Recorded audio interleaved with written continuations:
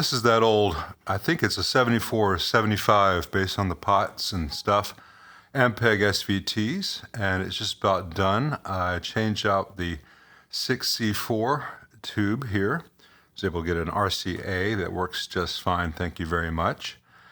And that took care of the oscillation and some static, but I had a lot of hum coming out of the preamp. And sometimes in this business, it's not just what you know, but who you know. And my buddy Rick Erickson up in the Seattle area suggested I change out C22 right here. And his rationale was that that is a very low impedance node, and it is. It's a cathode follower with 100K impedance, or 100K resistance to ground. The impedance is going to be a little bit different than that, with just 100 nanofarad or 0.1 microfarad cap.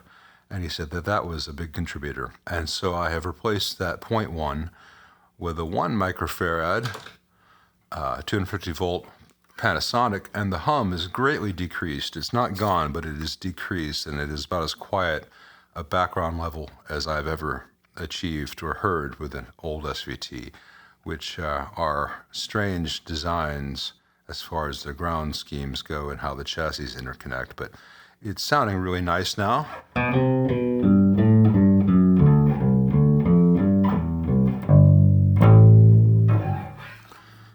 That hum I'm describing is so far below the signal level, and I'm not playing loudly. I've got the volume just barely open, and it's loud enough for a lot of small gigs. So I'm gonna let this run a few hours and make sure that it's all completely healthy before I put it all back together in the cabinet, because it's a laborious thing to do, but I'm very optimistic about it.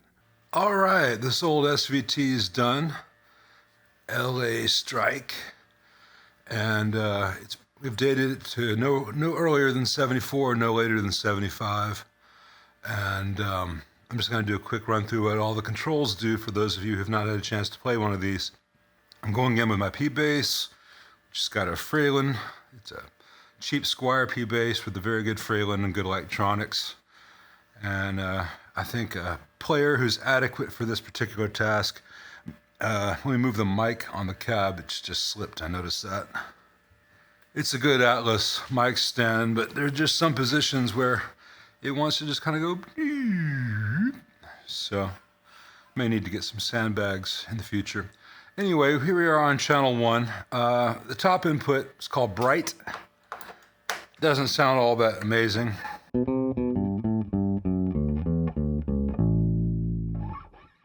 It really isn't a bright so much as that it's rolling off a lot of the low end, which is kind of nice with it to have with a P-Bass.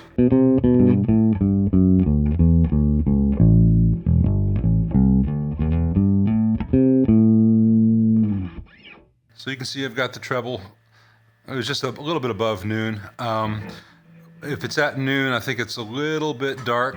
Let's give it a little bit of clarity.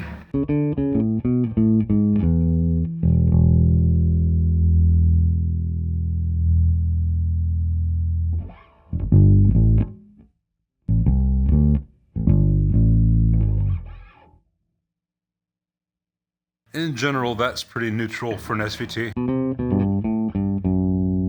Ultra low switch is 3-way position, so you have just kind of scooped, middle, and this way.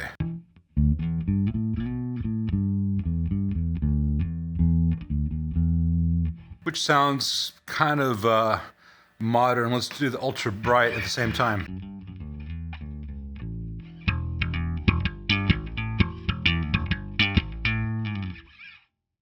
Versus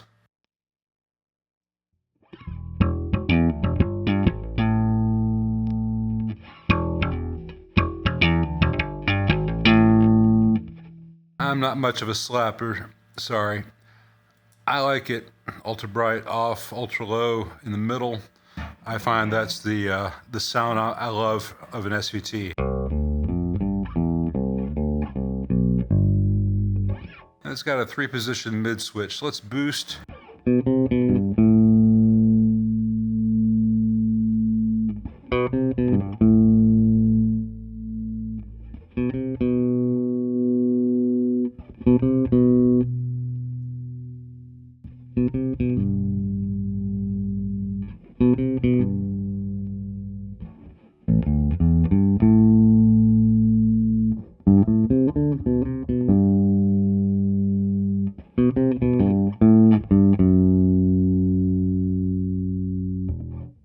I think it says 200 hertz, 500 hertz, and 800 hertz. I like either scooping out the 2 or scooping out the 500 a little bit.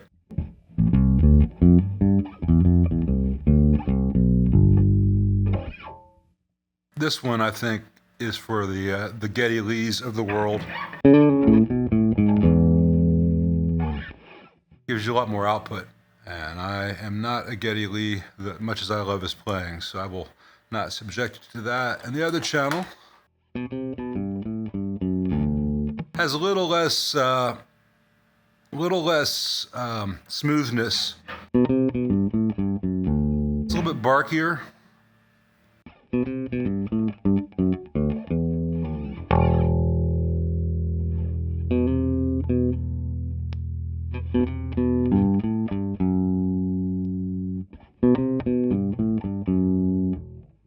Perversely, I like the ultra high on this channel and just keep the treble down a little bit. Ultra low.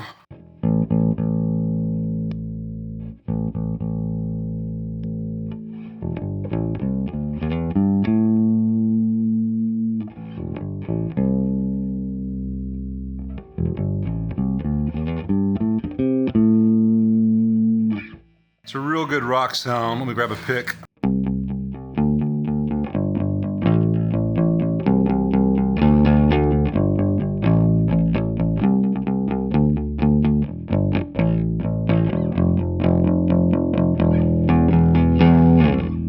So yeah, these things are definitely worth the price of admission if you can afford the upkeep. It's like a sports car. It's awesome to drive, but it needs a lot of care and maintenance. This thing got kind of over-the-top care and maintenance, as you saw in the previous videos, with the new PCB to hold all the filter caps and stuff. New power switch, which more or less matches the original polarity switch. The original power switch was long gone. New red light here because the old one was dead. I do not miss the fan noise. I will not miss the fan noise. That's the annoying thing about these beasts if you're close to it, but it doesn't come through the mic. And I got this thing as low a noise floor as I think an SVT from this era can have. And aside from the fan, I will miss having this around to noodle on.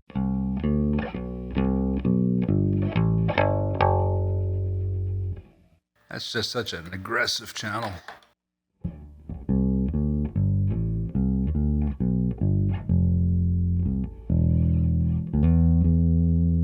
I'll try to level out the playback a little bit so it's not like blindingly loud and then really mega quiet, because I wasn't paying attention to where I had things. Anyway, it'll all come out in the wash. This goes home to the owner tomorrow.